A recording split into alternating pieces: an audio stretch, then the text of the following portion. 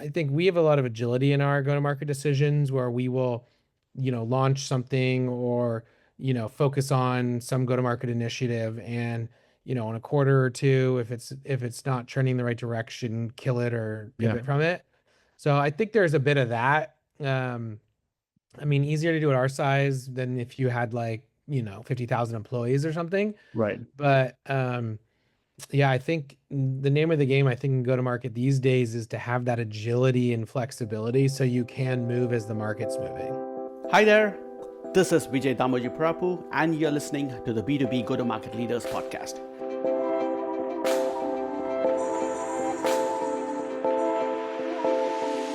The show where I go behind the scenes with top go-to-market practitioners to discuss their mindset and tactics.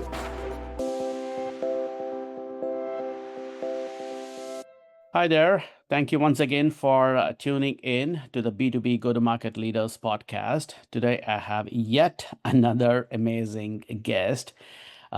His name is Kris. So without further ado, Kris, welcome to the show. Yeah, thanks for having me on, Vijay. Yeah. You got an amazing story. I know you are a co-CEO of a really amazing story here, or a company which has a great story here in Silicon Valley.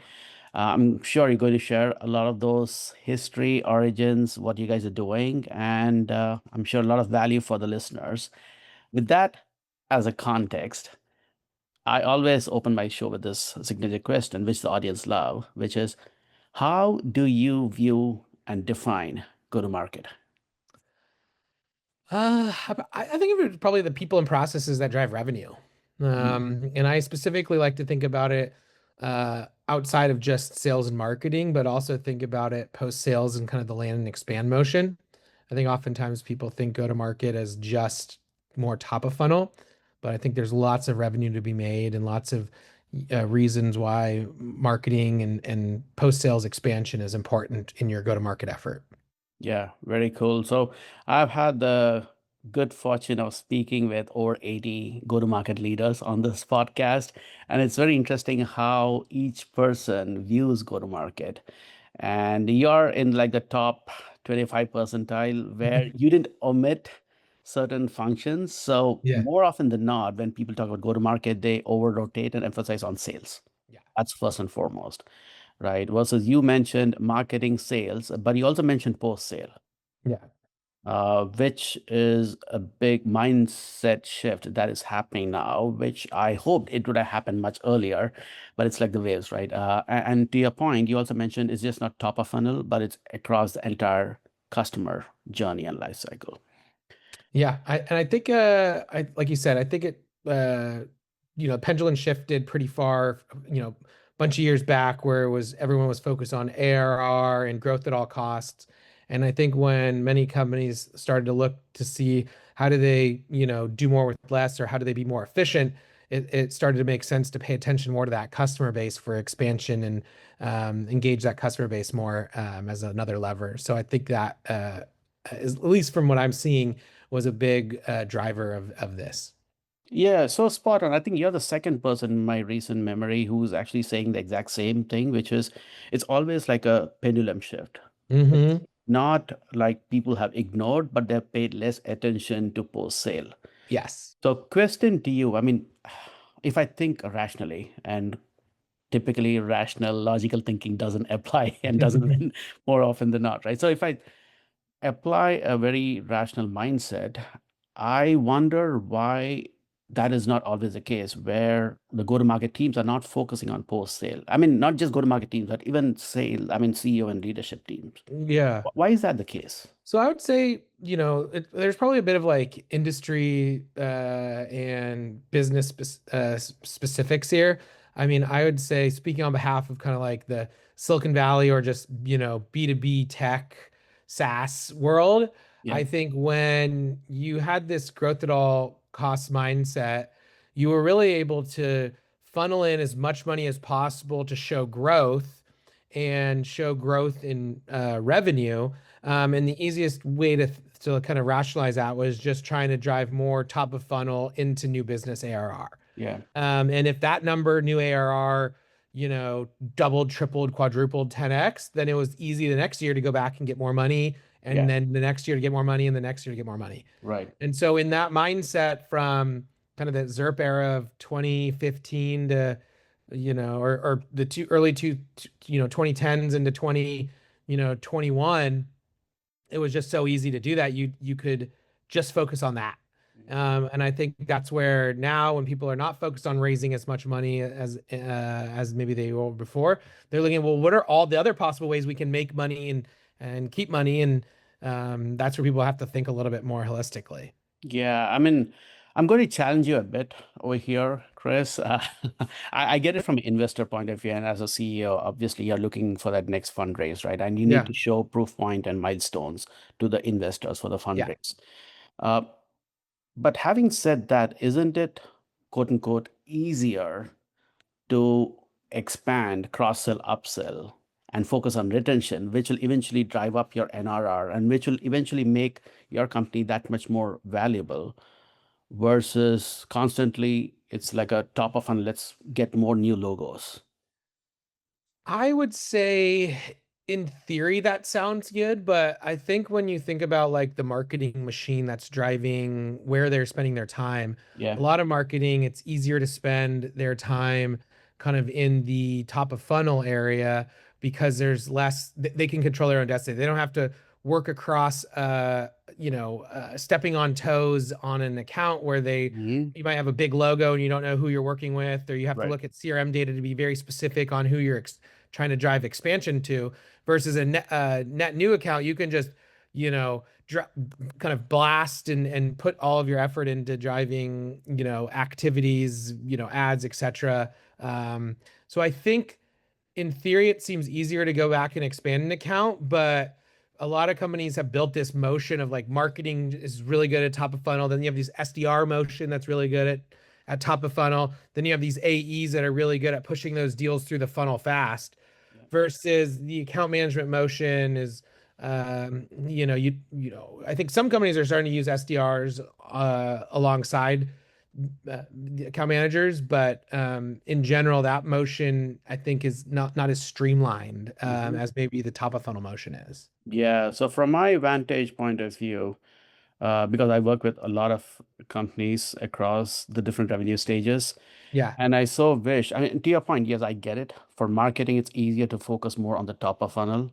yeah. But I wish more of the leadership beyond just marketing, and especially at the CEO level, they emphasize on post-sale and expansion as well. I mean, it'll make your life easier from a 100%. NRR revenue growth I'm fully perspective. believe in that camp. I spoke at a conference last year, and one of the stats I was presenting on was NRR and the importance of NRR and how to kind of build a company around NRR. And one of the things I did is I looked at on TechCrunch, and there was like 2,000 posts mentioning ARR, and there was like 12 mentioning NRR. Yeah. And so I think it goes back to the media glorifying this ARR, and then that trickles into marketing and sales leaders and revenue leaders saying ARR, ARR, ARR, versus like, what we're talking about, which is just more of a focus on NRR. Yeah, no, totally. And my last point, I know we can go and spend one full hour on this, but but my last point, just closing up on this, is if you're looking at it from a valuation, company valuation point, Yeah. that's end game, right? ARR or NRR, it really doesn't matter. I mean, it does matter, but revenue is revenue. Correct. Although I would say that a lot of valuations are driven by growth rates, and Yeah, growth in typically is looked at from an ARR or consumption revenue, depending on how you model. right. Um, Less of a focus on like NRR growth, and so I do think that valuations, depending on, again, there's a lot of asterisks here, Sure. but for high tech SaaS, for AI tech, most of them are looking at revenue growth Hmm. versus like, hey, do you have a really they also have to check box that you have strong NRR Correct. numbers, but they, growing 100% versus 300%, would be a big delta versus like an NRR of 110 versus an NRR of 160, that might just be the same checkbox. Correct. Yeah. And then there's the whole rule of 40 and everything else that goes. Yeah. All right, let's take a step back.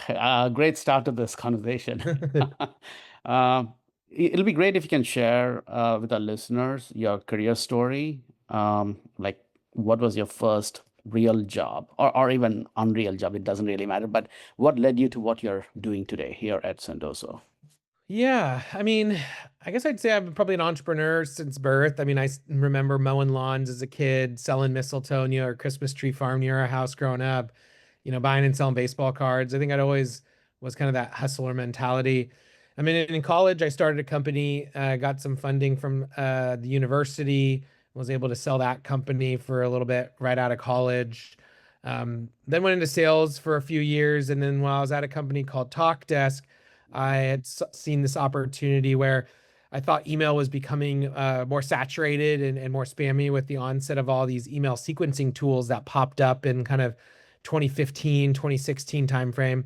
And so I said, hey, let me test out other channels that could grab the attention of prospects and build relationships. And that's where I was manually doing a lot of sending out gifts, writing handwritten notes, buying gift cards, mailing them out. Yeah. And so that was really the aha moment of trying to build a platform like Sendoso that automated all that. And so Great. that was, man, almost 10 years ago since I started Sendoso. Yeah, so clearly you had that entrepreneur itch Yeah. and the DNA going on, right? And then you or moved on to like a real official full-time role, but in sales is what I'm Yes. seeing. Yeah. So I went to college for marketing, and business marketing was fun. I think as I sold my first company, I was in marketing and I saw that I was enabling the sales team, and the sales team was making way more money than me in marketing. Mm, And so I was like, well, why wouldn't I just be a salesperson and be the yeah, top sales rep, bringing in, way more money? And so kind of, I think the money motivation is similar to, in some cases, an entrepreneur motivation.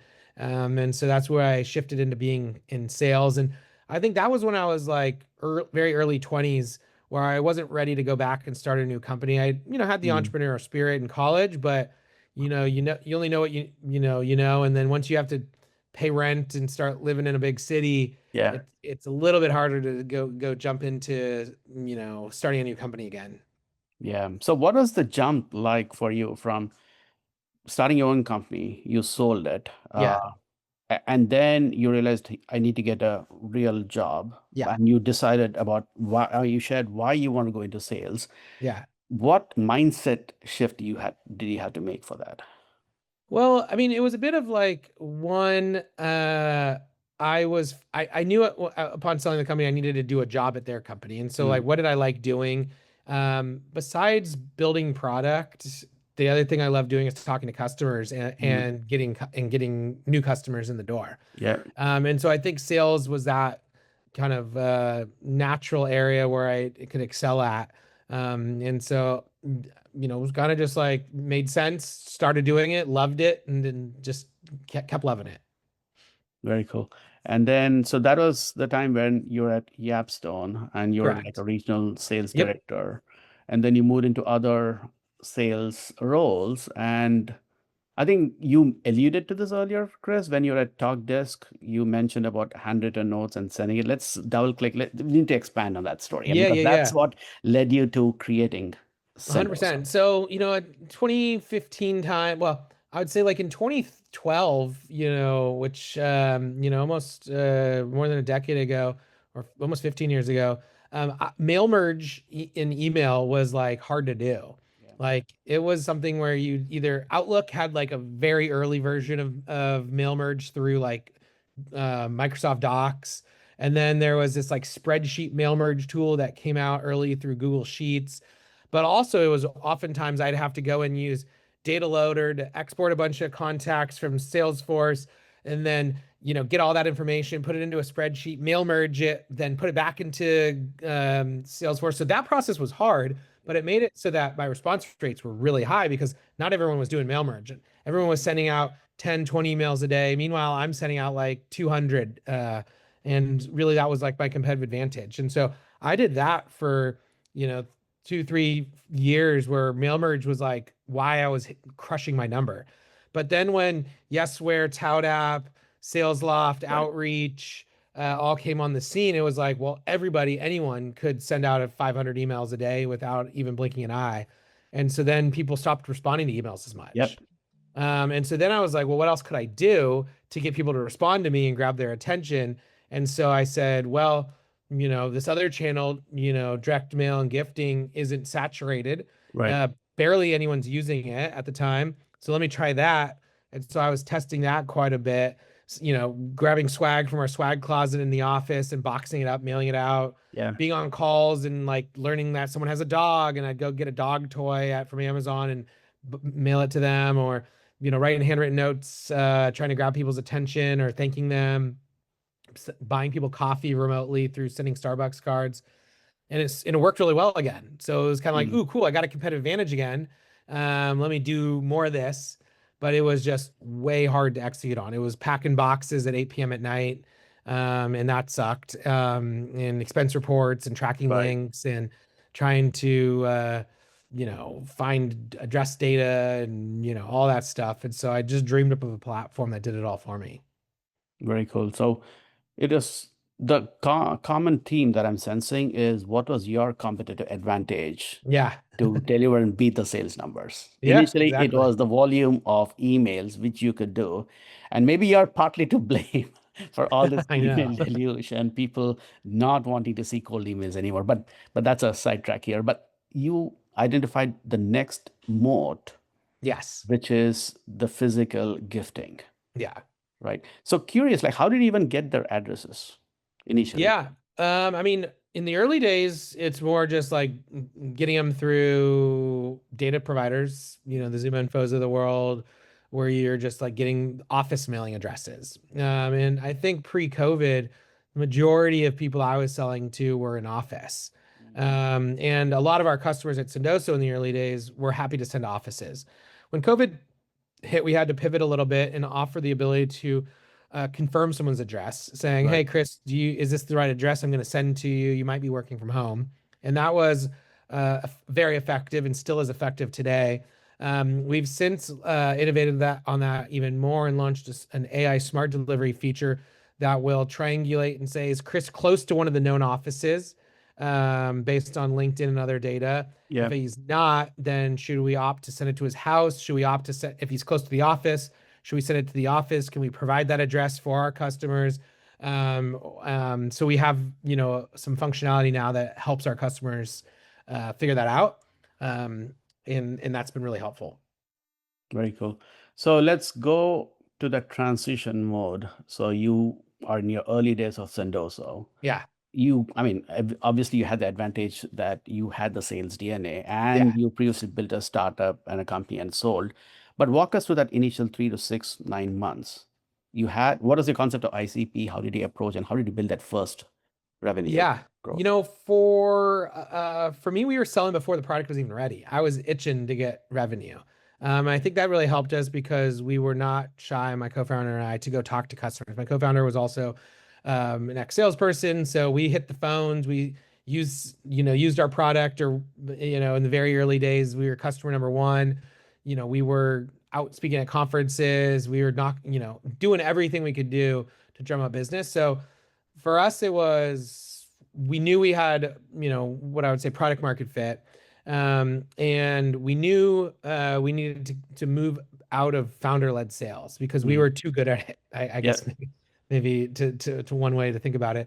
Yeah. And we needed to kind of prove that we had a repeatable motion that a stranger could come in and do. Right. And so we really early in the first 6-ish months brought in some SDRs and some AEs, 2 of each, to go and make sure that they could do it successfully.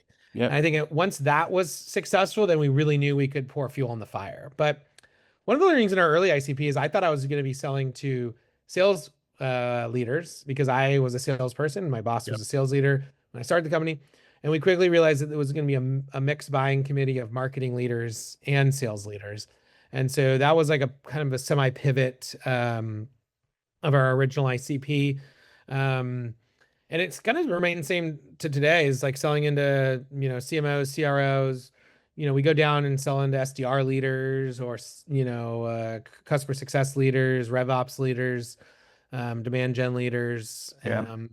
And originally it was B2B SaaS tech because that's what we Okay. knew in San Francisco, and it was easy for us to hit up our friends or, build lists of SaaS tech companies. But we quickly found that we were applicable in financial services, manufacturing, professional services, hospitality. Yeah. And so we have a pretty broad customer base. We stuck to more mid-market and enterprise companies. We stayed away from selling to like the barber shops or Right. the HVAC companies, and tried to sell to more mid-market and above. Yeah, I mean, it kind of makes sense, right? Intuitively and from a thesis point of view, Yeah, especially mid-market enterprise, the sales motion is longer, the ACVs are correct. bigger, Yeah. and then it's mostly relationship based. Yep. I mean, it'll translate into Exactly. And relationship. there we part of our story was integrating into their tech stacks, the Salesforces and Outreaches and Marketos and HubSpots. And so, if you're a mid-market company, you're probably using those companies. If you're a very Right. small SMB, you might be like, using a Yeah, no-name CRM meant correct. for, that we wouldn't integrate with either. So, Your spreadsheets mostly. or a spreadsheet, exactly, or no CRM or, Yes. so. Yeah. No, fair enough. It sounds like even the product integration played a role into the market segments on the ICP. It did. And it was kind of a push and pull. I mean, in some cases, our customers would say, hey, here's my tech stack, please integrate in. And Mhm. then once those integrations were built, then we'd go out and say, hey, how do we find those data, sources where we could get the firmographic data or the technographic data? I mean, of who else is using Marketo, who else is using Outreach, who else is using Salesforce, and then go sell to all of them. Yeah. Yeah, fair enough. So let's go back. Did you have to do any market education? It's not like people back then, at least, people were not searching for, and you could look for the search keyword volume and search for intent and so on. Like, Yeah. did you have to do any education back then? We've had to do education the entire life of our business. I think the benefit is that people understand what gifting and direct mail is. It's not like we're Right. saying like we're doing something so random and new that it's like I have to explain it, but we have to give a little bit more context into the why why you would send a gift versus just sending another email, Yeah. or the misconception of, hey, I don't know what to send, or I don't know where to send, or I don't know how to track it. And we'd be like, well, we can answer all those for you. So there's a Right. fair amount of misconceptions.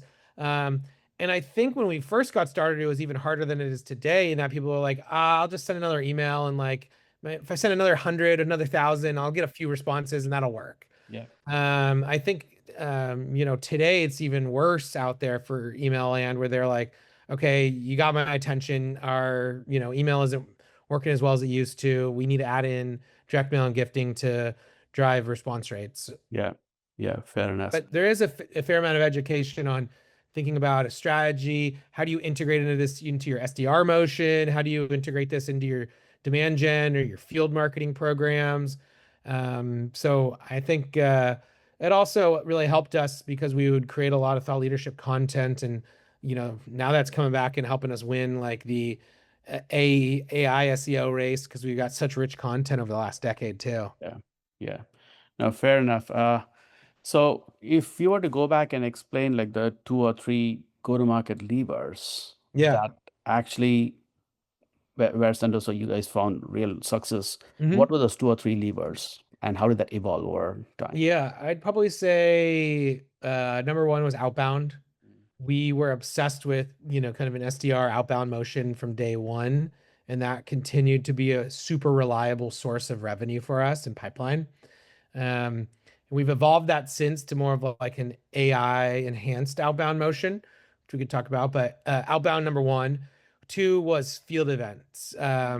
Even when I still remember like when we were like 6 months in, we basically had our entire company, even that was in San Francisco. There was a product manager, there was a few come to the booth, and Yeah, we were next to an Adobe booth, and we had twice as many people than Adobe did. And people were like, "Oh, wow, who's this big yeah, shot Sendoso?" And we were just kind of fake it till you make it. We just right. had our entire company there. Little Yeah, did people know. But field events have always worked well for us. I think they're back in action now. People are loving field events, whether it's big conferences or small intimate dinners with, your ICP. I think that works really well. Right. And then for us, we always just dog food, or I like to call it drinking our own champagne, and use the heck out of Sendoso, and Yep. then took those learnings, took those examples, and created content around that too. So it was like a 2-for-1 where we'd, Nice. drive pipeline or test something. Hey, test a gift and an ad and see how that performed, and created content around that. Yeah. And so our goal was always, how do we make sure we are drinking our own champagne, but then creating thought leadership content and education content from it. Yeah. So I've studied, so I really go deeper into what are those different levers Yeah. that really move and create the go-to-market flywheel for different businesses, different company stages, and so on. And eventually it boils down to these three things, Yeah. Chris, which is content, which you mentioned. Yep. Second is events/experiences. And the Yep. third is community. Yeah. So I didn't hear a whole lot about community yet. Maybe that's something in the We works. have done a phenomenal community. We have done it in a lot of different ways. I'd say it was something that originally we didn't forcefully build a community. It kind of came together out of just the natural things we were doing to support our customers. We eventually created a super sender community, created awards for our customers, celebrated them, user conferences for our customers, and certifications. And so we have a pretty robust community now. And it came out of like many years of kind of providing a product that people wanted to brag about. Yeah, for sure. And then I'm sure you can attest to this, right? Community eventually leads to advocacy and even Yes. expansion. 100%. One of our best performing go-to-market motions now is community champion job change. And that's like an automated play that we run that has like an 80% response rate, and is just like phenomenal in building pipeline for us. And those are people that we've nurtured into being, advocates for life. Yeah, very cool. So let's switch gears here. We covered a lot about the why behind the Sendoso story and what you're doing today and who you serve.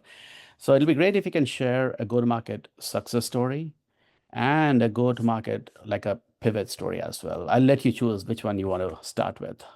I'll start with the success story. I mean, one that's recent in mind is the launch of a recent integration we did with Clay. Actually, they're both kind of Clay related. But the go-to-market success story there was we really came together and built an amazing launch plan that has already driven millions in pipeline. And so we brought together kind of a lot of really good product marketing assets and content around this new integration where now natively inside of Clay, you can use Sendoso to trigger gifts. We got influencers and agencies involved to post content and how they would use this across LinkedIn that drove awareness. We had our employees post unique demo videos of how they were using this. We ran ads against this. I personally went to the Clay office to create some video content with their head of marketing that again was shared across channel, embedded into some of our outbound. We sent out a bunch of gifts related to this.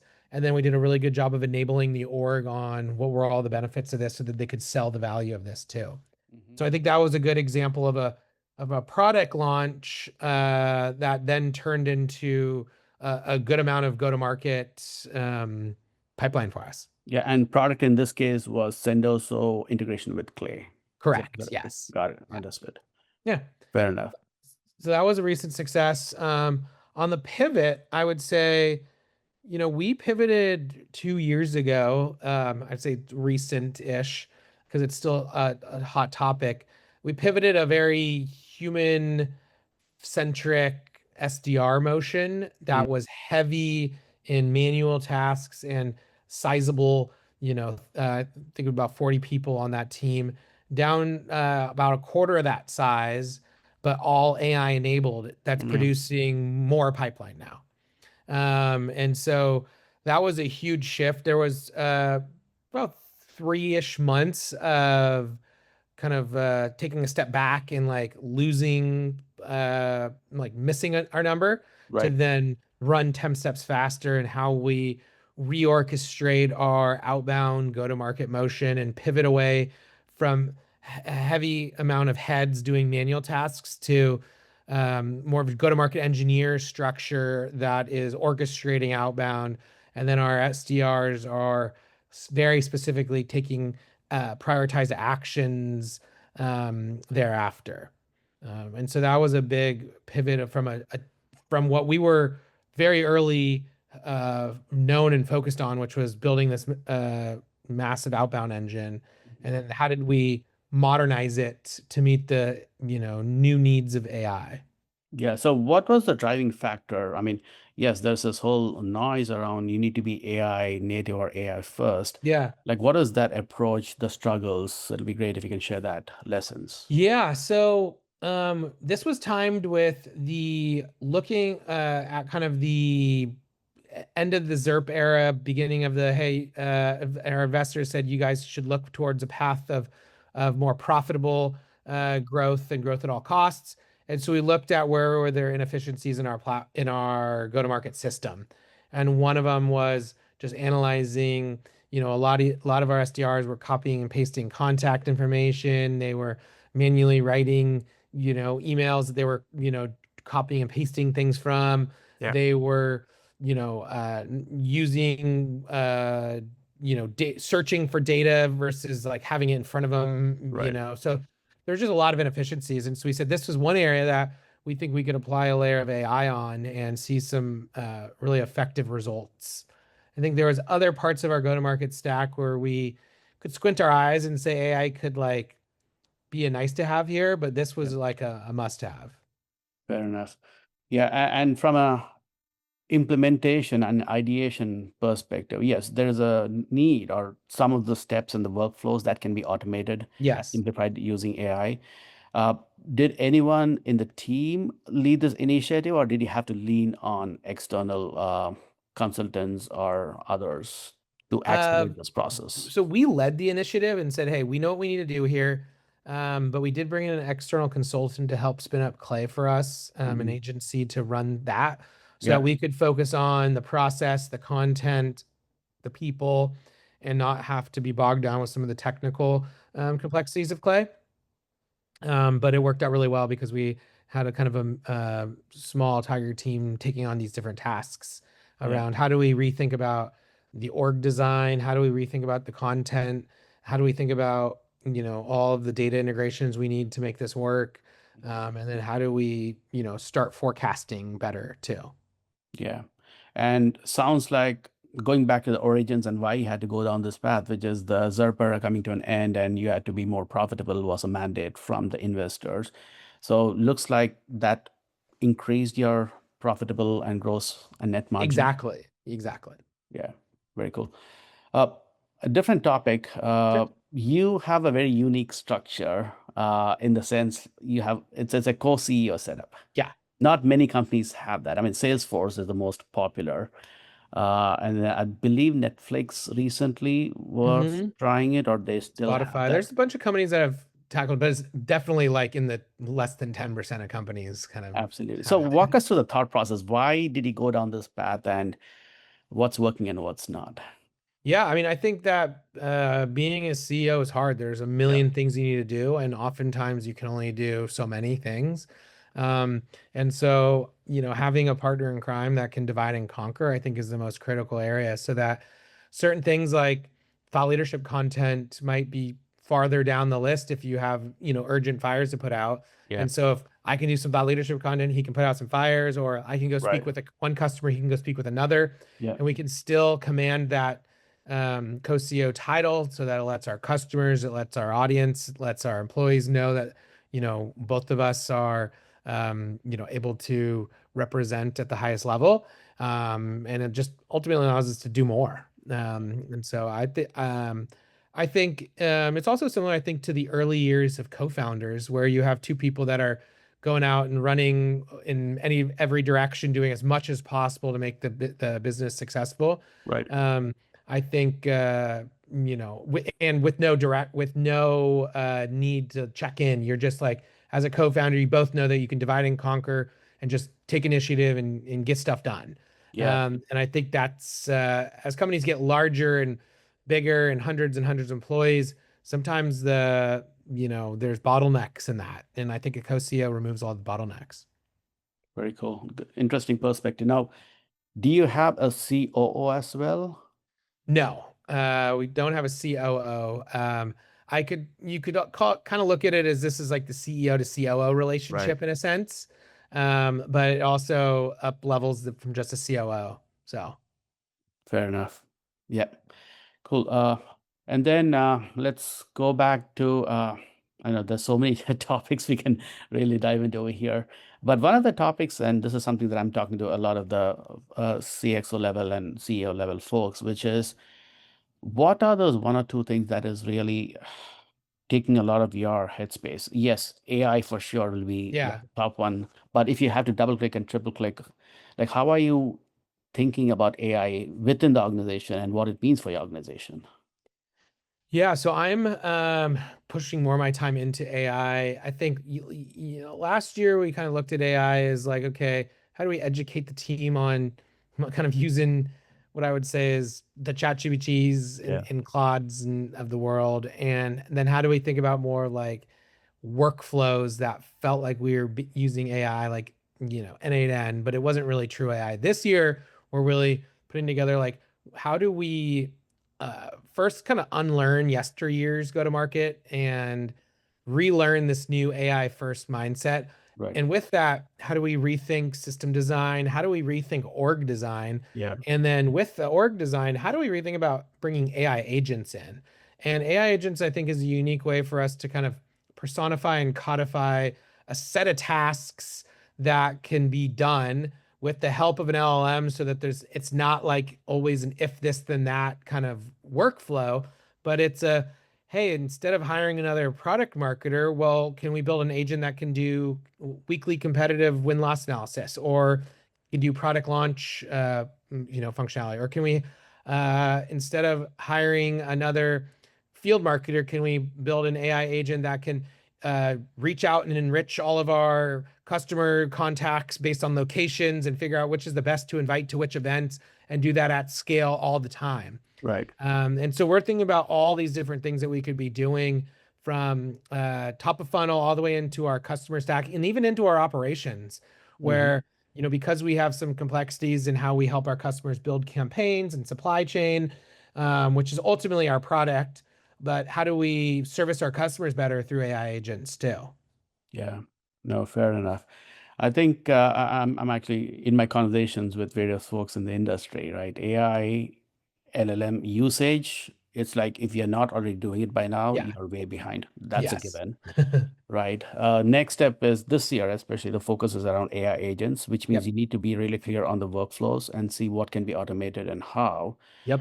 The challenge with AI agents is holding the context and memory for longer periods of Yep. time Yeah. and then repeating it in a consistent, predictable manner. I think we'll get there this I year. agree. I think, and I think it's like you got to just jump into the deep end of the pool and start building it, figuring out how they work, how is it going to be maintained, Yeah. what data does it need? Because sometimes you're like, okay, let's go build this, and you realize, ooh, you don't have the right data set up yet, and so then you have to spend some time making sure the data's there. So, yeah, I think this year will be the year of the agents in the org. Yeah. And then there's this whole notion of entire software products and tech stacks under Yeah. threat from AI first companies or AI model companies. Yeah, I mean, I see a bit of that, or I see, where companies, it's kind of the build versus buy mentality of certain parts of your tech stack where you're like, hey, I could just use Claude Code to build a Yeah. new version of this chatbot. Why would I spend money on it? Right. But I think there goes back to like a big focus on like, well, if there's a company that's going to be able to maintain and innovate, that's a lot different than being able to build. So I think the build versus buy is it a build plus maintain plus innovate versus buy? And I think once you get into the weeds there, a lot of times, it's not as easy, and you can go look to buying more than building. Yeah. No, fair enough. Yeah, I'm eager to see how this whole AI game plays Me out too. overall for the different companies. Now, for Sendoso, you guys are in a very unique space Yeah. because eventually, yes, you do use software, you do have a platform, but eventually you're in the business of building relationships. Yep. That's a strong moat in this day and age of AI. 100%. Yeah. I mean, I think the mode of relationships, the remote of, how do two humans and the psychology behind that, and how do people buy from people? I think there's a lot to that. And then there's a lot to the logistics behind the scenes of, the millions of moving parts to get things procured and kitted and shipped and delivered and all of that. Right. The good news is we've layered on some really cool AI though to help our customers be more effective and also to check that checkbox, because I think anybody buying new technology needs to make sure that there's an AI component. So over the last couple of years, we've launched like a cool smart send feature that suggests what I should send to somebody based on the recipient's interests and other information. It's we're even coming out with another version where it's going to take like maybe what you said on a gong call about some small talk in the beginning of the call and use Yeah. that as part of the gifting recommendation engine.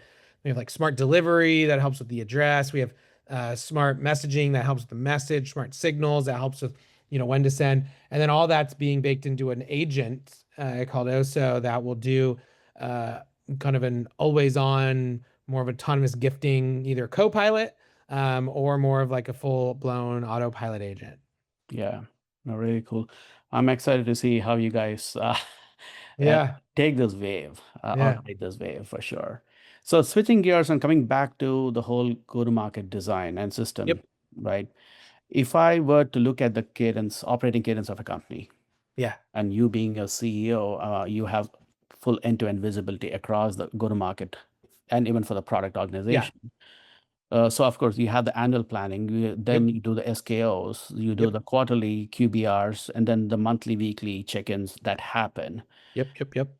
And if you look at the different, first of all, if you look at the number of go-to-market decisions that Yeah. happen within a year, I think I did like a guesstimate. It comes down to maybe 10 to 12, the really serious go-to-market decisions that change the direction of a company across product, marketing, sales, and customer success, and of course, support, Yeah. right?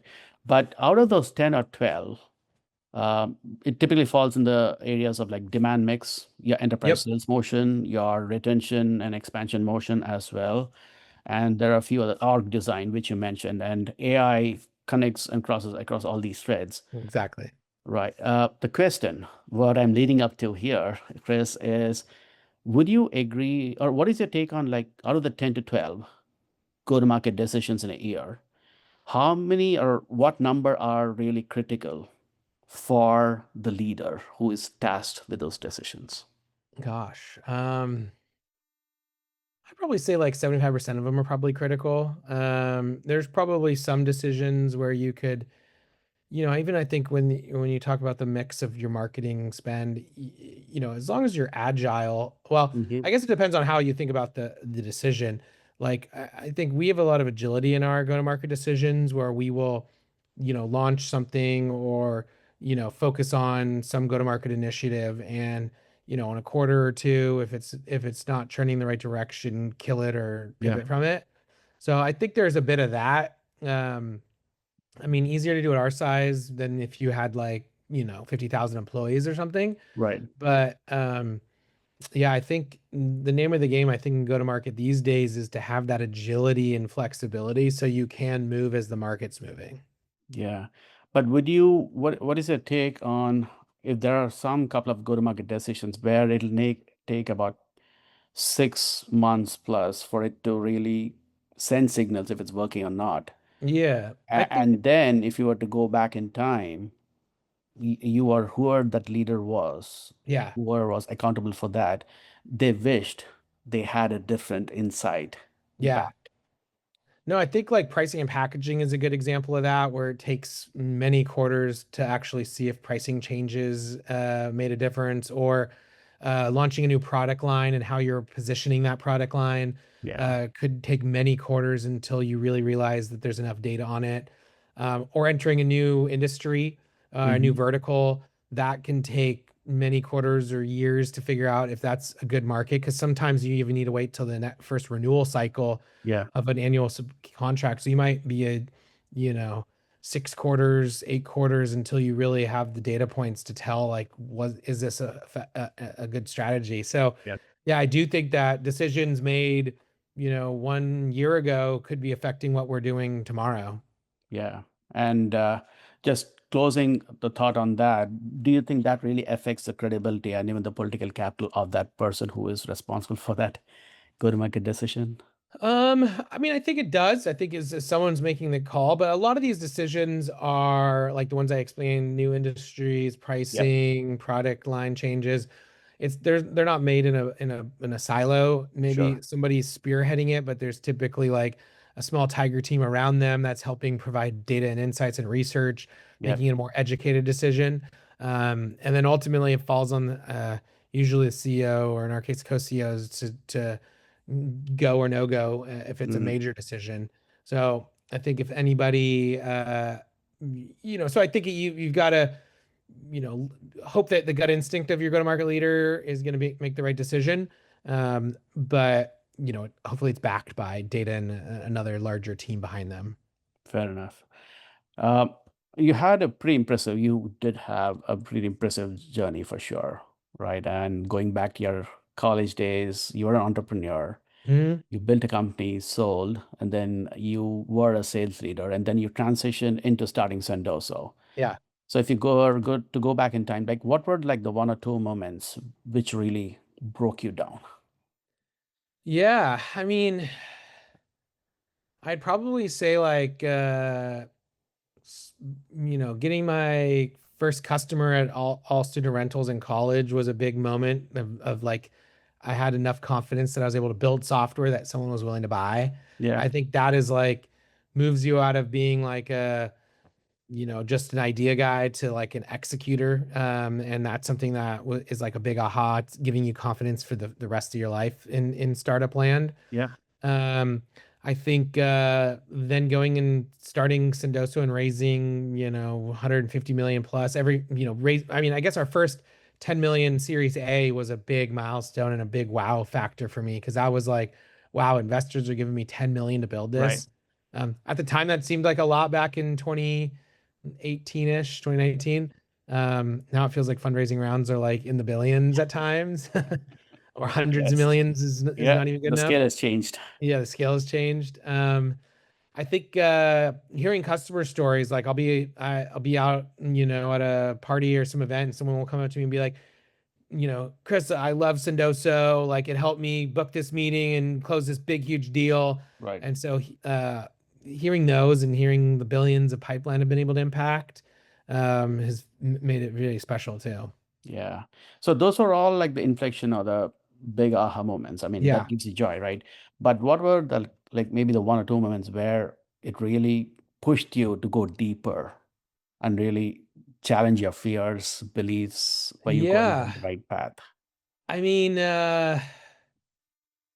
I guess really early on when we were launching Sendoso, we were sending Starbucks cards, Mhm. and they gave us a cease and desist. Mhm. We had to go and fight our way back to saying we flew up to Seattle and pitched them on what we were doing, and got the approval. Yeah, But there could have been a spot where that we just, thought it was too big of an ask to challenge. correct. And that could have greatly affected our business, because gift cards is a big part, especially the coffee sending of gift cards is a big part of our story. Yeah. So that was probably a moment where we persevered through a time of a challenge. Um, there was also another time where we moved warehouses, and when we moved to this new warehouse, our warehouse management software broke. Mm. And that was just like the whole company was halted, and Right. everybody had to all hands on deck fixing this. Yeah. And if we didn't get all hands on deck, there could have been a pretty big problem stemming from that. And that was another moment I remember back being like, this was a critical time where we all came together and solved for it. Yeah. And thank you for sharing that and being vulnerable. I mean, Yeah. especially the coffee card, Yeah. Starbucks coffee gift card. I can sense if I were in your shoes, And early on, that's like a critical component to my business and Yeah. revenue. And imagine a big brand like Starbucks coming and saying, hey, you cannot do that. Yeah. Yeah, for sure. Yeah. And if you were to go back, clearly there might have been few people who played a big role in as mentors, cheerleaders, or Yeah. even a shoulder that they offered in your desperate times. Like who come to your mind? Like who are those couple of people who come to your mind? Yeah. I mean, there's probably some early on ones like my marketing professor, this guy Roy Gattinella, back in college, was critical on me deciding I wanted to go into marketing. I Mhm. think that helped push me down the path of business and understanding going in the marketing degree. I learned a Yep. lot about business. Then that translated into me wanting to start a company. Right. So he was pretty critical in being an inspiring teacher. There was an advisor I had in college, Christian Friedland. He had sold his company for like 80 million, which I thought was like, Yep. 80 billion in today's Uh-huh. world or something. Right. 8 trillion, I don't know. But Yeah. that seemed like an amazing milestone, and I was in awe. And having him as like a friend and someone that was an advisor made it Mhm. feel like more real and something that I could accomplish. And so that was some early wind in my sail. Um, I also say like I talked as my first VP, Brennan Cassidy, was always a big fan and a great boss, and that helped me grow a lot in my career in the sales field. And I'd be remiss to not say like my wife, who was my girlfriend at the time when I was starting the company, and saying I'm going to leave Yeah. a well-paying sales job to go get zero pay to try to see if I can build something, and Right. crossing my fingers, and I'm going to rely on you to pay our rent. Yeah. And worked out for us, but that was very influential. And if she would have said no, or if she wasn't there, I might have been a little more reluctant to start the company because I, had bills to pay. Yeah. No, for sure. A lot of good stories there, right? Yeah. And moments for sure. Final question for you. If you were to turn back clock and go back to day one of your go-to-market journey, what advice would you give to your younger self? Maybe buy some Nvidia stock. For sure. um, no, Hindsight, 2020. probably I'm a big believer in it's not what you know, but who you know. And it's Mhm. just network as much as possible. Yeah. And I try to instill that advice on founders and entrepreneurs I hear and talk to today. Because sometimes people just build in their bubbles, or like, they're locked in their room, trying to build their product without talking to anybody, and Yeah. scared to, they're in stealth mode for years and years. It's like, no, like, go tell the world, go meet with as many people as possible, go find mentors, go talk to potential customers. And the doors that can open from another person in another conversation is Yeah. just exponential. Fantastic. Wonderful. Thank you so much for sharing your stories, journey, success stories, inflection points. Amazing. And good luck to you and your team, Kris. Love Yeah, having thanks so fun. much for having me on, Vijay. This is a fun conversation. Hi there. Thank you for listening to this episode of the B2B Go-To-Market Leaders Podcast. I have all of the show notes and a full transcript on stratev.com.